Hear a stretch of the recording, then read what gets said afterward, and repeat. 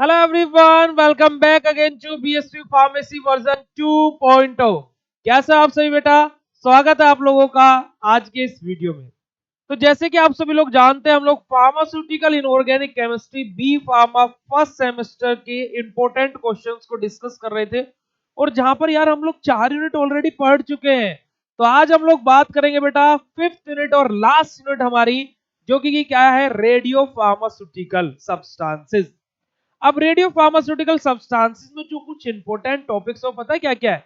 Radio pharmaceutical की definition, उसके बाद में रेडियो आइसोटोप्स, है ना, उसके बाद में हाफ लाइफ हो गया, अल्फा बीटा गामा रेडिएशन बहुत इंपॉर्टेंट है। उसके बाद में हमारे मेजरमेंट ऑपरेटर्स जो हमारे रहते हैं, रेडियो फार्मास्यूटिकल जो हमारे सब्सटेंसेस होते हैं like alpha beta gamma radiations को मेजर करने के लिए। और हमारे क्या है बेटा, इस यूनिट के अंदर एक और टॉपिक दिया हुआ है, क्या कि हमारे जो एप्लीकेशंस है रेडियो फार्मास्यूटिकल के वो। तो ये पूरी यूनिट है ओवरऑल वैसे अपनी, अगर जो देखा जाए तो जो इस यूनिट में टॉपिक्स है टोटल। अब इनमें से इंपॉर्टेंट क्या क्या है भाई? देखो, रेडियो फार्मास्यूटिकल क्या होते हैं, 2 नंबर में डेफिनेशन पूछ लेगा। उसके बाद में बेटा आप लोगों से और क्या पूछ सकता है, और आपसे क्या पूछ सकता है, हाफ लाइफ 2 नंबर में पूछ सकता है। रेडियो आइसोटोप्स के बारे में 2 नंबर में पूछ सकता है। तो चलिए बिना टाइम वेस्ट के 2 मार्क्स के क्वेश्चंस को बेटा स्टार्ट करते हैं। तो देखिए बेटा, अगर जो बात करते हो फिफ्थ यूनिट इंपोर्टेंट क्वेश्चन के अंदर 2 मार्क्स के क्वेश्चन किस प्रकार से पूछे जा सकते हैं। तो देखिए क्या पूछा जा सकता है, right a short note on radio isotopes. कि रेडियो आइसोटोप्स के ऊपर एक शॉर्ट नोट आपको लिख करके बताना है, यानी कि एक छोटा सा एक्सप्लेनेशन देना है रेडियो आइसोटोप्स के बारे में, है ना। अब देखो, रेडियो आइसोटोप्स मैंने जस्ट अभी अपनी एप्लीकेशन पर ये यूनिट खत्म करी है, एक बार फिर से एप्लीकेशन पर यूनिट खत्म हो चुका है ना। तो आप लोग जाकर के देख लीजिए, पूरा का पूरा लाइव क्लासेस में कवर अप करवाया हुआ है। क्रैश कोर्स हाल ही में लॉन्च हुआ है, तो जाकर के एनरोल कर लो। 699 मात्र प्राइस है, जल्दी प्राइस इंक्रीज भी हो जाएगा। अगला क्वेश्चन देखिए, what do you mean by half life? Half life क्या होता है ना। टी हाफ से हम जिसको डिनोट करते हैं, फॉर्मूला होता है 0.693 डिवाइडेड बाय लैम्बडा, है ना। लैम्बडा क्या डिनोट करता है हमारा, बेसिकली हमारा क्या है बेटा, जो हमारा क्या है कन्वर्जन जो हमारा हो रहा है पर यूनिट टाइम में, उसको हमारा लैम्बडा डिनोट करता है। अब कन्वर्जन का क्या मतलब है, देखो होता क्या है, जैसे हम लोग रेडियो आइसोटोप्स के बारे में बात कर रहे हैं बेटा, हमारा अनसैचुरेटेड न्यूक्लियाई किस में कन्वर्ट होता है, सैचुरेटेड न्यूक्लियाई में कन्वर्ट होता है। और जब ये अनसैचुरेटेड से सैचुरेटेड में कन्वर्ट होता है, इसमें से कुछ हमारे पार्टिकल्स रिलीज होते हैं, है ना। तो पर यूनिट टाइम में हमारा अनसैचुरेटेड कंपाउंड सैचुरेटेड कंपाउंड में कितना कन्वर्ट हो रहा है, उसी को एक तरीके से हमारा क्या बोला जाता है बेटा, लैम्बडा बोला जाता है। और जब ये हमारा अनसैचुरेटेड या फिर अनस्टेबल, अनसैचुरेटेड बोल रहा हूं मैं इसको, अब इसको अनस्टेबल बोलिएगा, अनस्टेबल अनस्टेबल ये न्यूक्लियर, अनसैचुरेटेड मत बोलिएगा सॉरी बेटा, अब इसको अनस्टेबल बोलिएगा। जब हमारा अनस्टेबल न्यूक्लियाई, है ना, आधा यानी कि 50%, कितना, 50% स्टेबल न्यूक्लियाई में कन्वर्ट हो जाएगा, उस स्टेज को हम लोग क्या बोलेंगे, टी हाफ बोलेंगे, यानी कि हाफ लाइफ बोलेंगे। ठीक है जी। चलिए आगे बात करते हैं 7 नंबर के क्वेश्चंस के बारे में। अब 7 नंबर के क्वेश्चंस के बारे में जो सबसे ज्यादा इंपॉर्टेंट है वो क्या बेटा, alpha beta gamma radiation. 10 marks में भी इंपॉर्टेंट है और 7 नंबर के लिए भी इंपॉर्टेंट है। ठीक है जी। चलिए, define sodium iodide 131 in detail. Sodium iodide 131 यानी कि आई 131 को डिटेल में एक्सप्लेन करना है। ठीक है बेटा, इसके अंदर आपको क्या है, आयोडीन 131 के बारे में लिखना पड़ेगा। और यहाँ पर बेटा आपको क्या है, थोड़ा सा आपके रेडियो एक्टिव सब्सटेंसेस के बारे में और रेडिएशन के बारे में भी लिखना पड़ेगा, थोड़ा सा बताना पड़ेगा।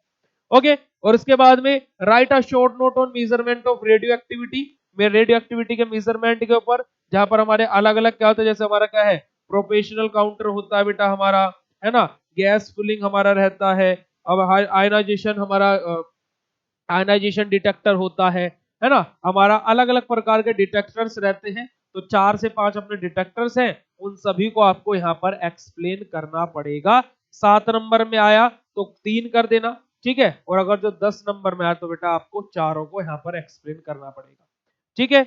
चलिए, अब मेरा आपसे क्वेश्चन है, 1923 में, 1923 में या फिर 1928 में एक हमारा क्या है, एक हमारा जो डिटेक्टर है उसको क्या है इन्वेंट किया गया था, ठीक है, जिसको हम लोग क्या है जीएम के नाम से भी, जीएम काउंटर के नाम से भी जानते हैं, फिर जीएम डिटेक्टर के नाम से भी जानते हैं।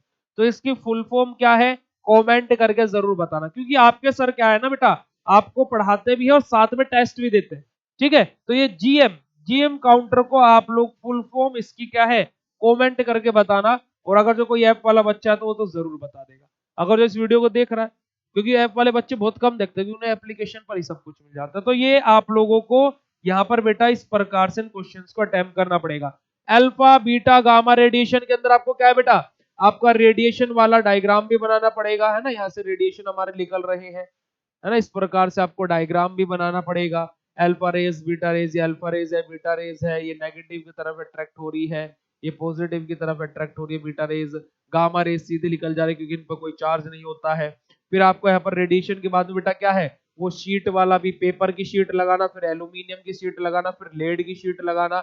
अल्फा रेज पेपर की शीट को पेनिट्रेट नहीं कर पा रही, बीटा रेज पेपर की शीट को पेनिट्रेट करके एल्यूमिनियम पर रुक जा रही है, गामा रेज इसको भी पेनिट्रेट कर गई, इसको भी, पर इसको नहीं कर पाई।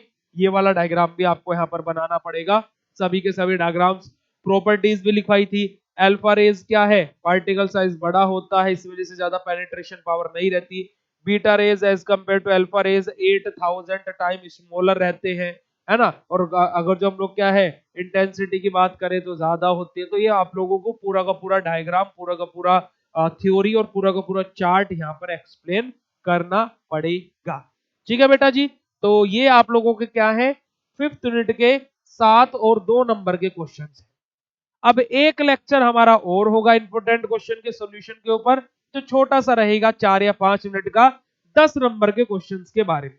तो बेटा एक वीडियो और है, उसको और देख लेना, और 5 unit important question with solution तुम लोगों को मेरी साइड से प्रोवाइड हो जाएंगे।